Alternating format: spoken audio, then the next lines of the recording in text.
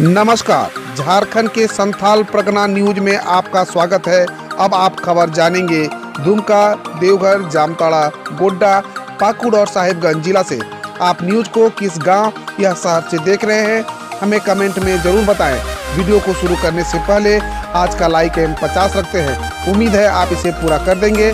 तो चलिए जानते हैं शाम तक का मुख्य समाचार।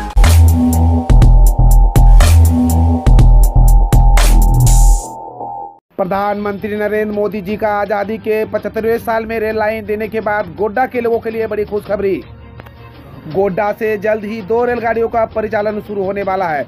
मिली जानकारी के मुताबिक गोड्डा से दुमका होते हुए हावड़ा तक एक ट्रेन चलेगी।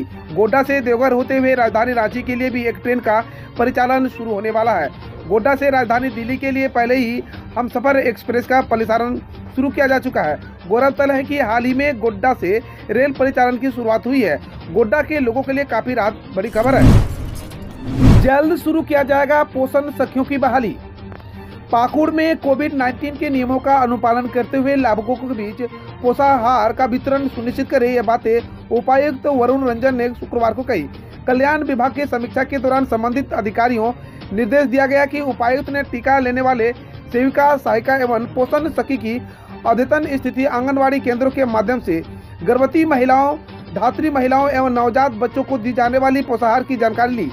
पोषण सखी व समाज कल्याण में अन्य रिक्त पदों पर बहाली शुरू करने का भी निर्देश दिया। झारखंड में शिक्षकों के ट्रांसफर की प्रक्रिया होगी ऑनलाइन, चतरा से होगी शुरुआत। शिक्षक स्थानांतरण नियमावली 2019 में संशोधन के लिए कमेटी गठित होने के बाद शिक्षा विभाग ने स्थानांतरण की प्रक्रिया शुरू की है। इसमें पूरी प्रक्रिया ऑनलाइन की गई है। शिक्षा विभाग ने शिक्षकों के ट्रांसफर को लेकर पोर्टल तैयार किया है। चतरा से इसकी शुरुआत की जाएगी। शिक्षकों के ट्रांसफर पोर्टल को प्रभावी बनाने के लिए पायलट प्रोजेक्ट के तहत चतरा से शिक्षकों के ऑनलाइन स्थानांतरण की प्रक्रिया शुरू करने का निर्णय लिया गया है। इसके लिए झारखंड के शिक्षा सचिव ने चतरा के उपायुक्त, डीओ व डीएससी को पत्र लिखा है। पत्र में कहा गया है कि शिक्षकों के स्थानांतरण के लिए विभाग द्वारा टीचर ट्रांसफर पोर्टल बनाया गया है। इसमें स्थानांतरण के लिए शिक्षकों को ऑनलाइन आवेदन जमा करना है। एसएसपी साहब सख्त, वीकेंड लॉकडाउन में बेवजह घर से बाहर निकले तो होगी अच्छी खातिरदारी। शनिवार को रात 8 बजे से वीकेंड लॉकडाउन की शुरुआत होगी। ऐसे में अब यदि इस समय के बाद बेवजह लोग घरों से बाहर निकले तो उनका सामना पुलिस से हो सकता है। जायज कारण नहीं बताने पर लोग कानून के दायरे में आ सकते हैं। इधर इस मामले को लेकर वरीय पुलिस अधीक्षक संजीव कुमार ने सख्त हिदायत दी है। रात 8 बजे से लगने वाला वीकेंड लॉकडाउन सोमवार की सुबह 6 बजे तक जारी रहेगी। ऐसे में कुछ राहत के साथ सभी दुकान, प्रतिष्ठान, संस्थान बंद रहेगा। इस दौरान यदि कोई व्यक्ति के अपने घर से बाहर आ जाता है तो उसके पास कुछ ठोस कारण होना चाहिए। मामले को लेकर एसएसपी कुमार ने बताया कि रात 8 बजे के बाद भी कई इलाकों में दुकानें संचालित होने की सूचनाएं मिल रही है। इस बार पुलिस गश्ती दल को विशेष रूप से तैनात किया गया है। लोगों को घरों से बाहर आने जाने पर रोक नहीं है और न ही वाहनों के परिचालन को रोका गया है, लेकिन इसके लिए लोगों के पास ठोस कारण होना जरूरी है। उन्होंने कहा कि इस बार वीकेंड लॉकडाउन पर जगह जगह चेकिंग की व्यवस्था की जाएगी और कार्रवाई भी होगी। राज्य में प्रॉपर्टी टैक्स में बदलाव का नया फार्मूला तैयार। रेंट पर नहीं, अब सर्किल रेट पर तय होगा प्रॉपर्टी टैक्स।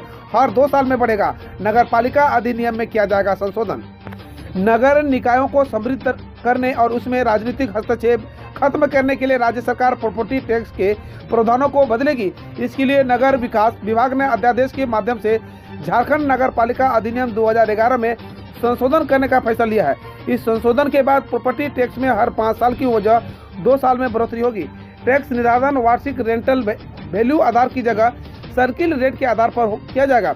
जिस तरह राजस्व विभाग पर सर्किल के लिए 2 साल में जमीन, मकान, दुकान और अन्य संपत्तियों का मूल्य निर्धारण करता है, उसी तरह नगर निकाय में भी संपत्ति के वैल्यू आधार पर टैक्स तय करेगी, लेकिन फिलहाल ज्यादा टैक्स नहीं बढ़ेगा।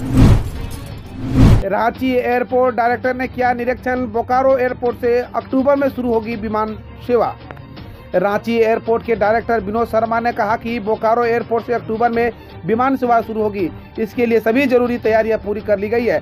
कुछ छोटे मोटे काम बचे हैं जिन्हें जल्द पूरा कर लिया जाएगा। वे शुक्रवार को बोकारो हवाई अड्डे का परीक्षण करने के गए थे। उन्होंने कहा कि विमान सेवा शुरू करने के लिए टर्मिनल, बिल्डिंग, यात्री lounge, security equipment, ATC tower, runway, CCTV कैमरे और 4 दीवारी का काम पूरा हो गया है। बड़ी सुरक्षा व्यवस्था का काम हो रहा है क्योंकि यह सबसे अहम काम है। मुठभेड़ में मारा गया 10 लाख का इनामी PLFI उग्रवादी शनिचर। कोटी थाना क्षेत्र के रनिया में आज सुबह यानी 17 जुलाई शनिवार पुलिस साथ मुठभेड़ में 10 लाख इनामी PLFI उग्रवादी शनिचर सुरीन मारा गया। CRPF और पुलिस की टीम ने रनिया और गुदड़ी के बीच स्थित जंगल में PLFI उग्रवादियों के जमावड़े की सूचना पाकर घेराबंदी की। पुलिस को देखते ही PLFI के उग्रवादियों ने गोलीबारी शुरू कर दी, जिसके जवाब में पुलिस ने भी फायरिंग की। दोनों पक्षों के बीच 2 घंटे से अधिक समय तक चली मुठभेड़ में मोस्ट वांटेड शनिचर मुरीन मारा गया। साइबर क्राइम कैपिटल बनने की ओर रांची जामताड़ा को भी पीछे छोड़ा। राजधानी रांची साइबर क्राइम की कैपिटल बनने की ओर अग्रसर है। साइबर अपराध के मामलों में जामताड़ा को पछाड़कर अब रांची आगे निकल गया है। साइबर अपराधियों ने राजधानी रांची को अपना गढ़ बना लिया है। रांची जिला में साइबर अपराध के मामले इस साल जनवरी माह से मई तक में कुल 57 मामले दर्ज किए जा चुके हैं। ताज्जुब की बात है कि यह 57 मामले अब तक सिर्फ एक ही गिरफ्तारी हुई है। आज से राज्य में घूमेगी mobile RT-PCR testing laboratory van. Jharkhand में आज से मोबाइल RT-PCR टेस्टिंग लैब में जांच कराने की सुविधा मिल जाएगी। स्वास्थ्य मंत्री बन्ना गुप्ता ने वर्चुअल हरी झंडी दिखाकर राज्य के 5 जिलों में mobile RT-PCR testing laboratory van को रवाना किया। ये 5 वैन पॉपुलेशन डेंसिटी के आधार पर रांची, धनबाद, पूर्वी सिंहभूम, हजारीबाग और पलामू के लिए निकलेगी। लोगों को सैंपल लेने के 24 घंटे के अंदर जांच रिपोर्ट दे दी जाएगी। झारखंड में गरज के साथ हो सकती है बारिश। झारखंड में आज कहीं कहीं गरज के साथ बारिश हो सकती है। मौसम विभाग के अनुसार आज दिन में आसमान साफ रहेंगे, लेकिन बाद में घने बादल छाने के बाद मौसम बदलाव हो सकता है। राज्य में तापमान में ज़्यादा परिवर्तन नहीं होगा। मौसम विभाग के द्वारा पूरे राज्य में तापमान 30 से 35 डिग्री तक रहने की संभावना व्यक्त की गई है।